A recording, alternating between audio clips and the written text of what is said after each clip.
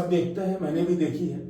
तो education free में नहीं होने के कारण कई लोग नहीं कर पाते।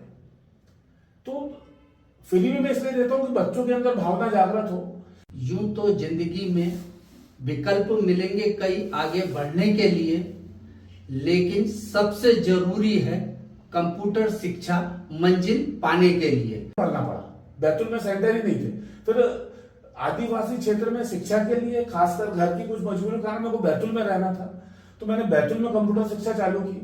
और यूं तो जिंदगी में विकल्प मिलेंगे कई आगे बढ़ने के लिए, लेकिन सबसे जरूरी है कंप्यूटर शिक्षा मंजिल पाने के लिए। बैतूल वाणी के YouTube चैनल पर आपका बहुत बहुत स्वागत है। आज जेड से लेकर नेट तक हर चीज में कंप्यूटर का उपयोग हो रहा है। इसके लिए आज हमारे साथ बैतूल वाणी के YouTube चैनल पर नए मेहमान आए हैं। सृष्टि कंप्यूटर इंस्टीट्यूट के संचालक जितेंद्र पेशवानी जी, आपका बहुत बहुत स्वागत है। कंप्यूटर के बारे में आपको 22 साल का अनुभव है सर, आपका संघर्ष भी काफी रहा है। तो मैं ये जानना चाहता हूँ कि कंप्यूटर शिक्षा कितनी जरूरी है आज के परिप्रेक्ष्य में और क्यों? कंप्यूटर शिक्षा जैसे ही शब्द आता है तो कंप्यूटर की नॉलेज होना बहुत जरूरी है। कंप्यूटर बेसिक चीजों में लग रहा है, टाइपिंग करने में लग रहा है, कोई भी रेलवे की टिकट बनाना हो लग रहा है, छोटी छोटी चीजों में लग रहा है। तो कंप्यूटर शिक्षा के बगैर वर्तमान समय में कोई जीवन ही संभव नहीं है। ग्रामीण अंचलों की अगर हम बात करें, चाहे वो स्कूल की हो, तो यहाँ कंप्यूटर शिक्षा कैसी है और इसमें क्या सुधार होना चाहिए आपके हिसाब से? शुक्ला जी, ग्रामीण क्षेत्र में खासकर बैतूल जिला की बात करूं, स्थिति बहुत ज्यादा खराब है। कंप्यूटर का नॉलेज नहीं है बच्चों को। गवर्नमेंट को स्कूलों में कंप्यूटर शिक्षा फ्री करना चाहिए। और कंप्यूटर से सरल दुनिया में कुछ नहीं है, पर उसको इतना हवा बना के रखा है कि बहुत स्थिति खराब है। कम से कम ग्रामीण क्षेत्र में सरकार को ध्यान देना चाहिए और कंप्यूटर शिक्षा को पूर्णतः निःशुल्क करना चाहिए। जैसे कुछ लोगों के मन में यह रहता है कि कंप्यूटर सिर्फ आईटी फील्ड में जाने वालों के लिए रहता है, बहुत लोगों में यह भ्रम रहता है। आप इसको किस नजरिए से देखते हैं? देखिए, ऑफिस वर्क में कंप्यूटर आ रहा है, रेलवे में यूज हो रहा है, बैंकिंग क्षेत्र में यूज हो रहा है, एरोप्लेन में यूज हो रहा है। अकेला आईटी नहीं है, इस दुनिया में जितने काम हो रहे हैं A to Z काम आजकल कंप्यूटर से हो रहा है।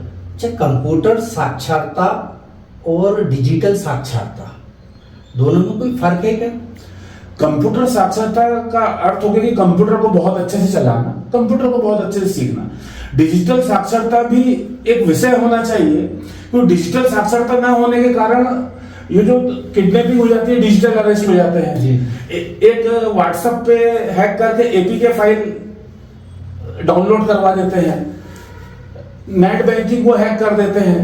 तो जब तक कंप्यूटर साक्षरता एक अलग चीज होगी, डिजिटल साक्षरता एक अलग फील्ड हो, तो दोनों का ध्यान होना बहुत जरूरी है। नहीं तो आपका जो पैसा है 100% नेट बैंकिंग में है, यदि घर की महिलाओं को भी यदि नहीं आता है तो वो जीरो हो जाएगा। कब वो हैकर जीरो कर दे पता नहीं चलेगा। ये कंप्यूटर सीखने के लिए बच्चे की एक सही उम्र क्या होना चाहिए? कंप्यूटर सबसे सरल चीज है, मोबाइल से सरल है, और 7-8 साल के बच्चे को अपन कंप्यूटर सिखा सकते हैं, और बुजुर्ग भी सीख सकता है जो इससे नहीं जुड़े हैं, क्योंकि कंप्यूटर से सरल कुछ नहीं है। पर उतना ही है कि जब तक नहीं सीख रहे तब तक कठिन है, बाकी बहुत सरल है। जिसने कंप्यूटर सीखा है, मान लो किसी बच्चे ने कंप्यूटर सीखा है, तो उसके रोजगार की क्या स्थिति रहती है? ऐसे कुछ उदाहरण दें। जैसे आपका सृष्टि कंप्यूटर संस्थान है, यहाँ बहुत सारे कोर्स, कौन कौन से कोर्स आप कराते हो, है ना, उनके बारे में बताइए। और साथ में ऐसे कोई उदाहरण दीजिए जिसको करने के बाद में कुछ लोग नौकरी पे लगे हों। देखिए, मैं इस फील्ड में लगभग 30 साल से ऊपर से हूँ, और हजारों बच्चे निकले हैं, फॉरेन में भी हैं। और कोर्सेस मेन होते हैं 12th के बाद, क्योंकि कंप्यूटर बच्चा भले 6-7 साल में सीख ले, भारत में यह है कि जो डिप्लोमा देगा वो गवर्नमेंट देगी तो उसकी वैल्यू होती है। तो गवर्नमेंट में विश्वविद्यालय डिप्लोमा देता है, और विश्वविद्यालय में एडमिशन के लिए 12वीं पास होना जरूरी है।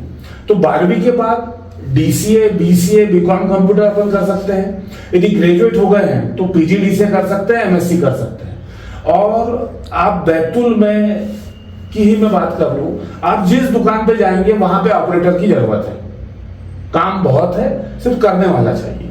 अच्छा, मतलब आप ये मानते हो कि अगर कंप्यूटर शिक्षा अगर किसी ने हासिल करी तो कहीं ना कहीं उसके लिए रोजगार इंतजार कर रहा है, बस शर्त है कि वो अच्छे से पढ़े और करे। उसमें मैं एक सुधार और करना चाहूंगा, यदि गवर्नमेंट जॉब आपको करना है तो एक डिप्लोमा का होना बहुत जरूरी है। एक बायोडाटा में एक होता है, कई जगह तो कंपलसरी होता है, तो एक मान्यता प्राप्त विश्वविद्यालय से कोर्स करना अति आवश्यक है, जो भी 12th पास है उसको। अभी वर्तमान में हमने ये देखा है कि ऑनलाइन प्लेटफॉर्म पे बहुत सारी कोचिंगें शुरू हो गई हैं, बहुत सारी जी।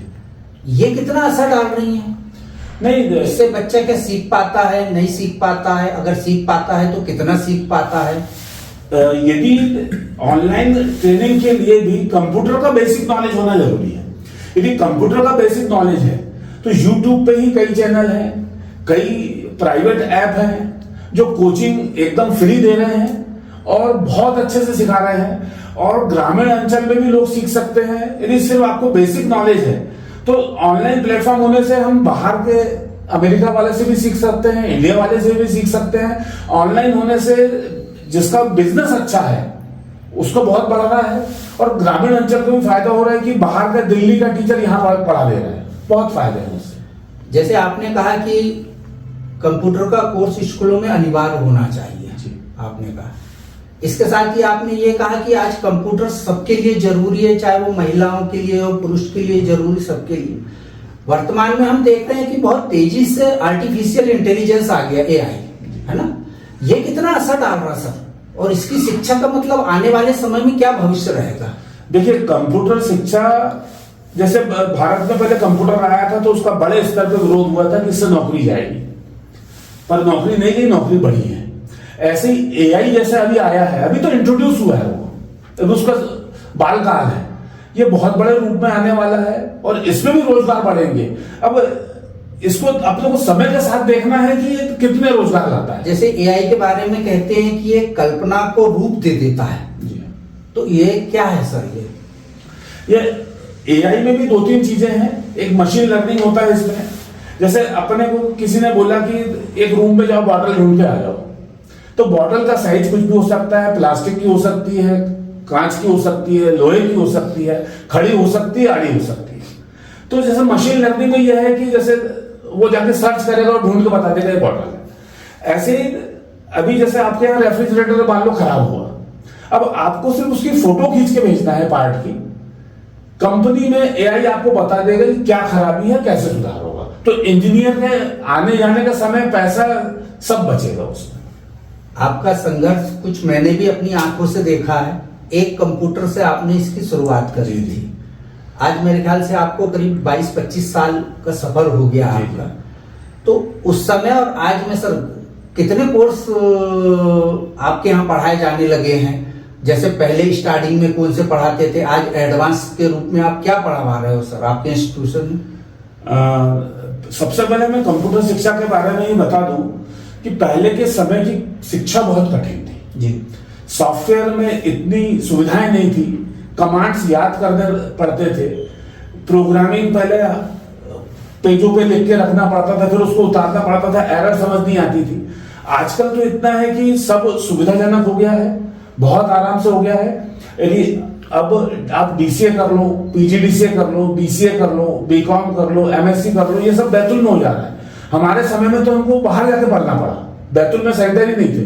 फिर आदिवासी क्षेत्र में शिक्षा के लिए, खासकर घर की कुछ मजबूरी के कारण मेरे को बैतुल में रहना था, तो मैंने बैतुल में कंप्यूटर शिक्षा चालू की। और इस मामले में मैं आपको गौरवान्वित महसूस करता हूं कि सन 2003-4 तक तो जितने ऑपरेटर बैतुल में काम करते थे 100% मेरे स्टूडेंट होते थे। ये गर्व की बात है, ये गर्व की बात है। फिर कुछ परिस्थितियां आई तो फिर जैसे आप हर साल में देखता हूं कि आप निशुल्क कैंप भी लगाते हैं, शिविर लगाते हैं और निशुल्क कंप्यूटर शिक्षा बच्चों को देते हैं। इसके पीछे सर आपका क्या उद्देश्य है? देखिए शुक्ला जी, गरीबी सब देखते हैं, मैंने भी देखी है।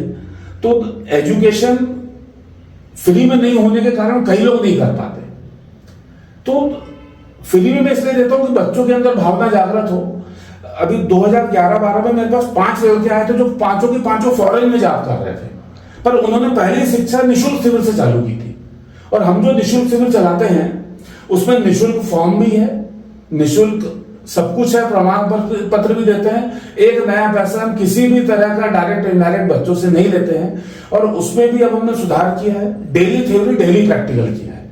जो हम हमारे बच्चों को जो रोज देते हैं कि डेली थ्योरी होगी डेली प्रैक्टिकल, वही इनकेस। आज आप किसी को भी देखो, हर व्यक्ति किसी न किसी प्रकार के तनाव में दिखाई देता है जी। आप इतना खुश कैसे रह लेते हो सर? इसके पीछे क्या कारण है? इसके पीछे जो मेरे को मेन कारण समझ आया कि परिवार से एक दबाव पड़ा बचपन में मेरे को कि आपको रोज मंदिर जाना है।